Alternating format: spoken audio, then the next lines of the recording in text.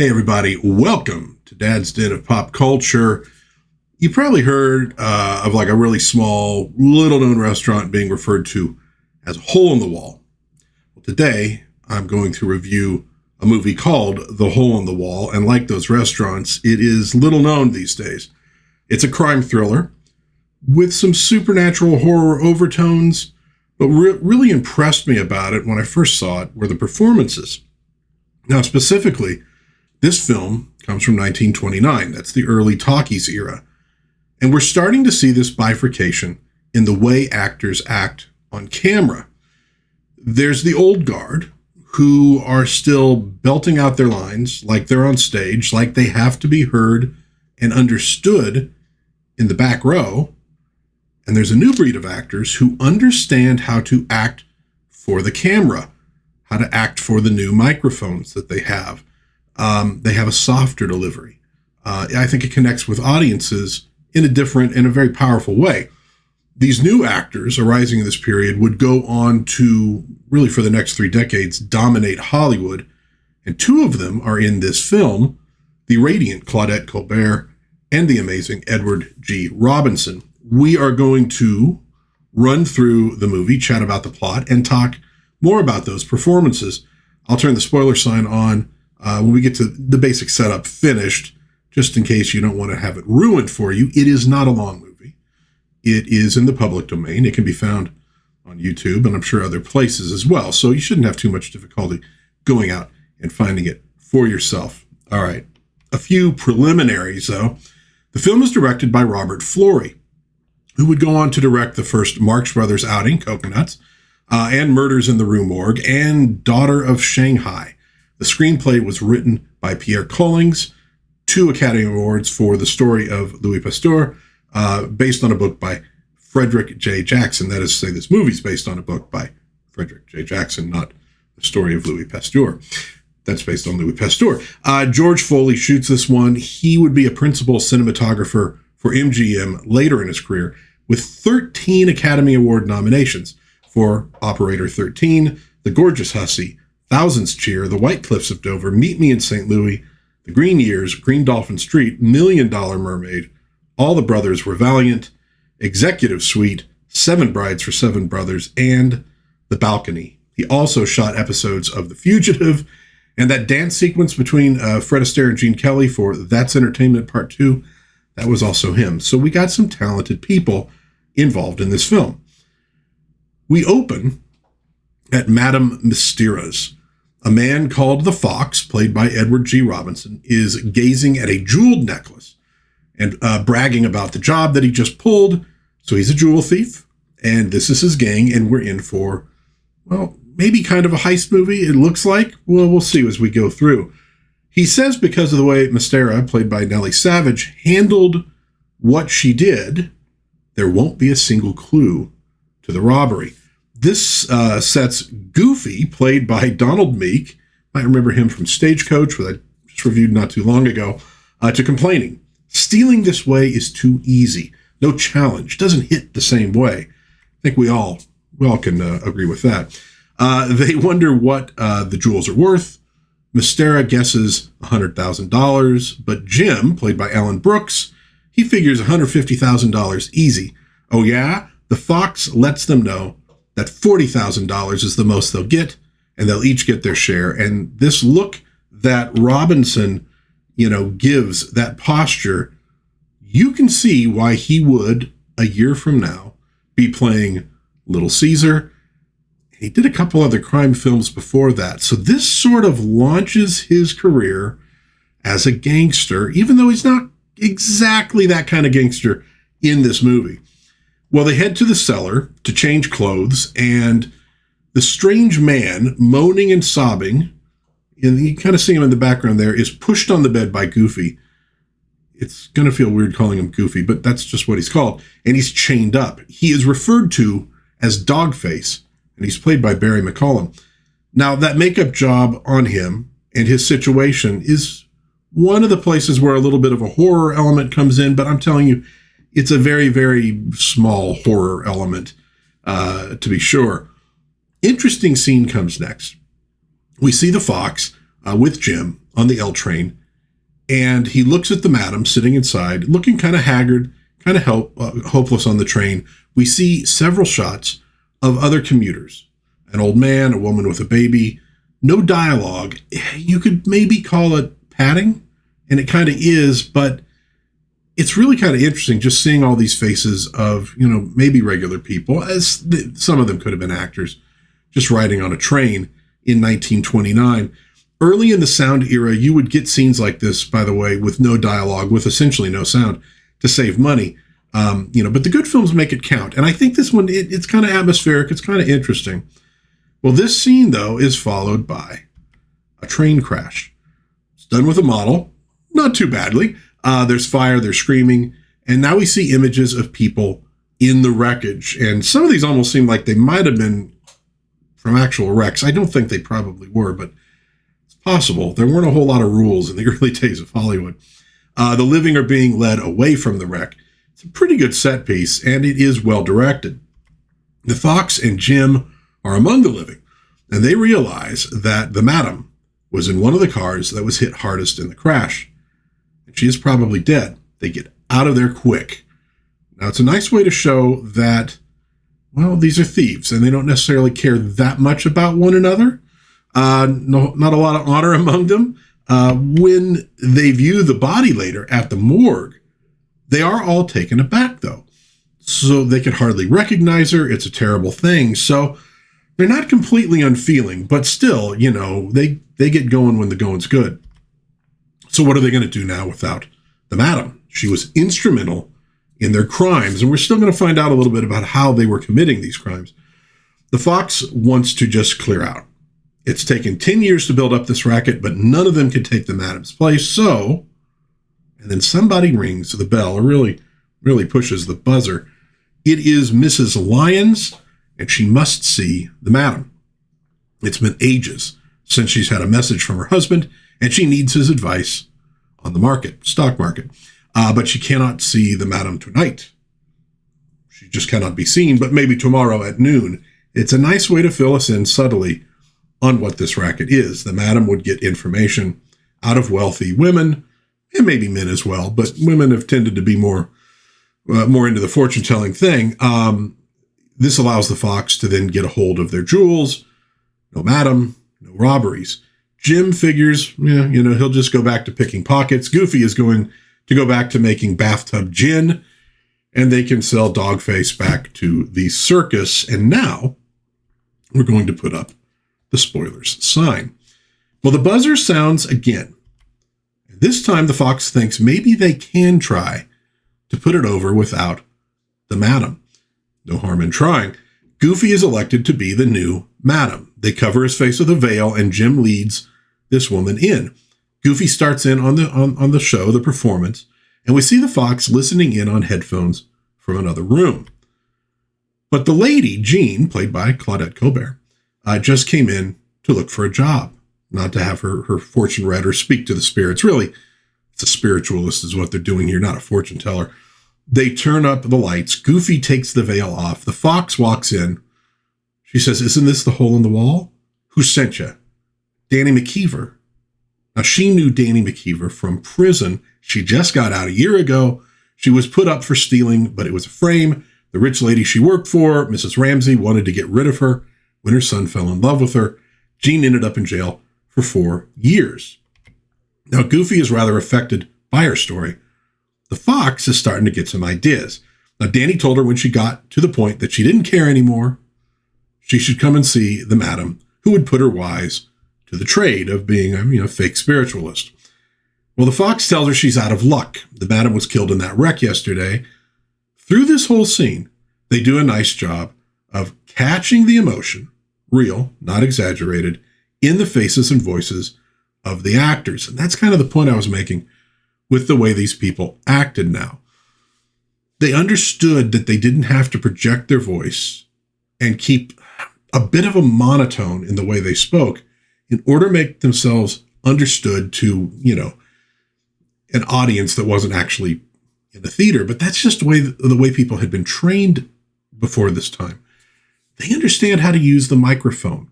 They don't have to project that much, which means They can put a lot more emotion and something real into their voices.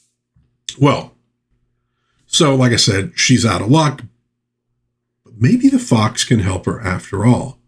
Maybe she can step into the madam's place. Well, she protests, but he presses, and she finally decides to do it. She learns that the fox speaks to her through these electrical panels in the chair, using the same code that prisoners used at Sing Sing when they tap on the bars or walls or something, right? It's kind of like the Morse code. They do a trial run, and she passes with flying colors. But she tells them, if she takes the job, the first thing she wants to do is get even with Mrs. Ramsey. The fox agrees.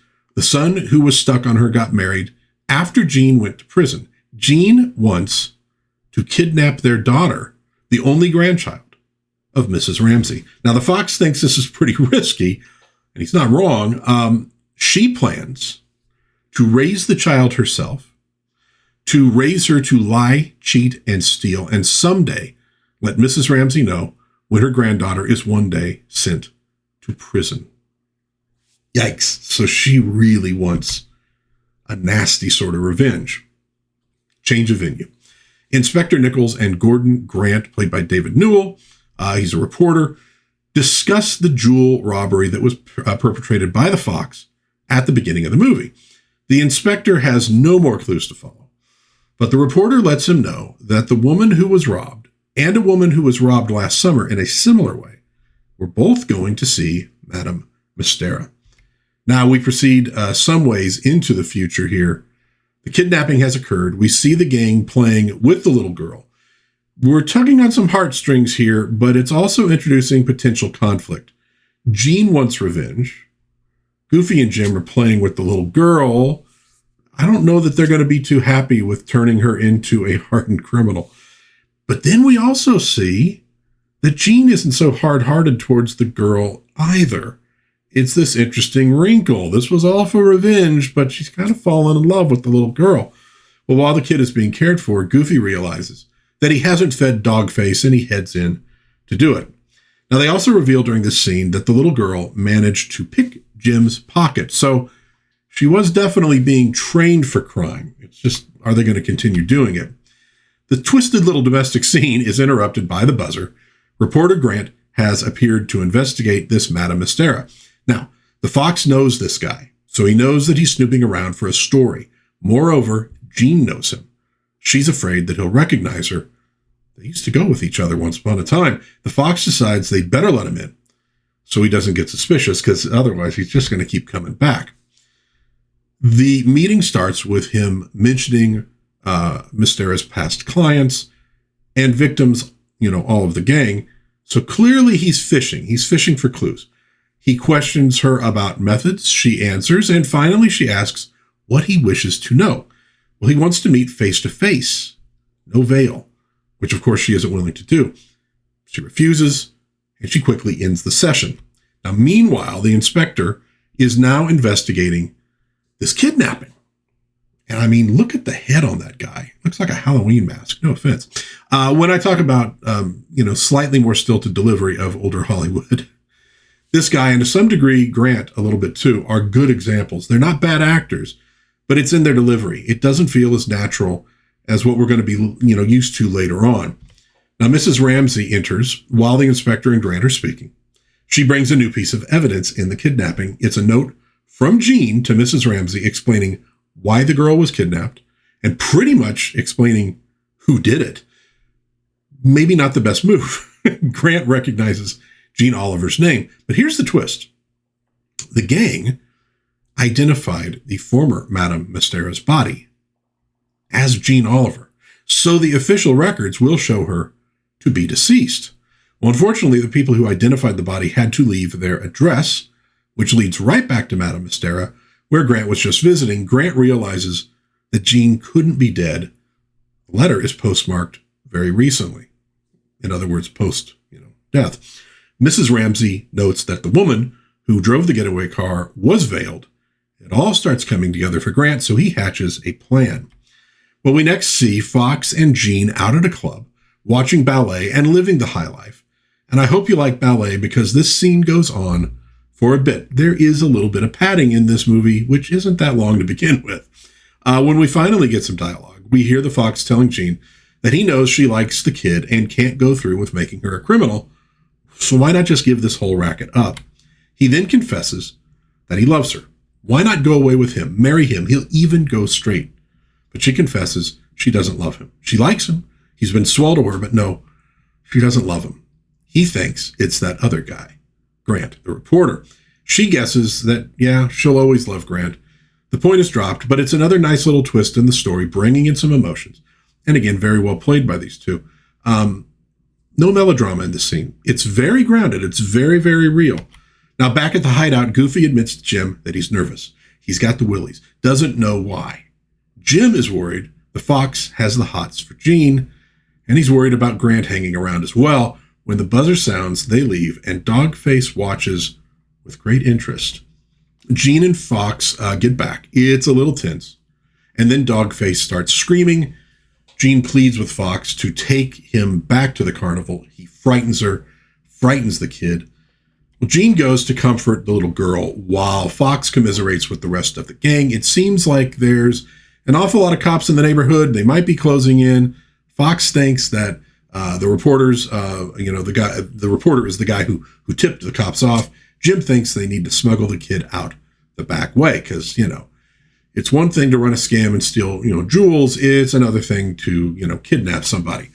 You get some really cute scenes between Jean and the little girl here. Colbert is very warm in these scenes, which I think goes to my point, about the acting that they were doing, but also goes to just show that, Colbert was just a really great actress.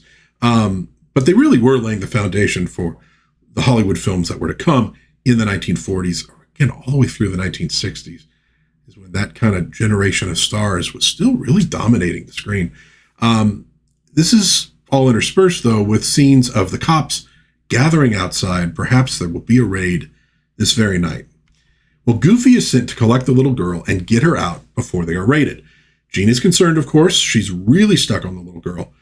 They hurriedly get her dressed while the police continue to gather outside. As touching as the scenes are between the gang and the little girl, you can't forget that she is a kidnap victim. And they are kidnappers. But they do a nice job of making you almost root for the kidnappers here, by showing that what they did is wrong, obviously, but they do care for the girl, so there's at least some good in them. Well, Grant and Mrs. Ramsey finally arrive on the scene, and he pushes the buzzer to be let in to Madame Asteria's. Naturally, the gang is worried. Jean doesn't want to see him again. Fox tells her to get a hold of her nerves. If he gets fresh, Fox is going to take care of him. He kind of pulls a gun out. Jean begs him to put the gun away. She says she'll go back to prison and take them with her before she is involved in a murder. Fox just claims, hey, I'm just going to defend myself. You can really see Edward G's ability to play the gangster in this scene. He would do, like I said, a few crime dramas the next year, and then kind of topping it off with Little Caesar is just, the supreme moment. Well, they admit Grant while the fox listens in. Grant makes nice, and then he tells her he's looking for a girl named Jean Oliver. And this gets her attention. He says she was falsely accused of murder and imprisoned. He's loved her all his life, and if he'd only known about what was happening, he might have been able to save her from it. She tells him that it has been reported that Jean Oliver died in Iraq. Impossible, he says. He saw her handwriting in a letter posted 2 days ago about the Ramsey kidnapping. He says he'll continue looking for her until he finds her. But she doesn't want you to. How do you know? Oops, that was a little mistake. Mrs. Ramsey enters. Grant tells her that she is his aunt, and she wants to consult her. And by the way, how awesome is this Art Deco / expressionist set design with the little idol in the background? It's really, really beautifully done. There's only maybe a couple, 3 sets that they use in this thing. So we see this a lot, but very nicely designed. Well, Ramsey does not play it as cool as Grant. She wants Jean to use, Madame Asteria to use her power that you think you have to help her. Jean goes into a bit telling her that a spirit looms over her, describing her husband, who, of course, Jean knew, so it's easy for her to do. While this is happening, Goofy is sneaking away with the girl in this boat. He pulls up to this ladder, gets her on the ladder, crawls up, opens a trapdoor, and is apparently struck by something. He falls stone dead into the water. The little girl is now stuck on the ladder, calling for her mama, although these are done silently so you don't actually hear her. Honestly, it is really difficult to see what happens to Goofy in this scene. He seems to just fall into the water dead for no reason after he stuck his head up through the trapdoor. So you got to think something hit him, but I don't know if there's a missing scene or what have you, but either way, he's dead. Well, while Jean speaks to Mrs. Ramsey, Grant snoops around and finds the wires connected to her chair. He cuts them, and thus cuts her off from the fox. And although the fox can still hear what's going on, well, at that moment, Dogface starts screaming, and Jean bolts upright and removes her veil.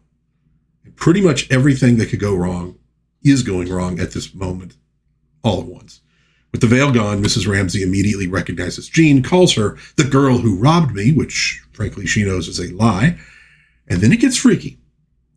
Jean calls out Goofy's name, and then he begins speaking through her in his voice, proclaiming that the baby is in danger.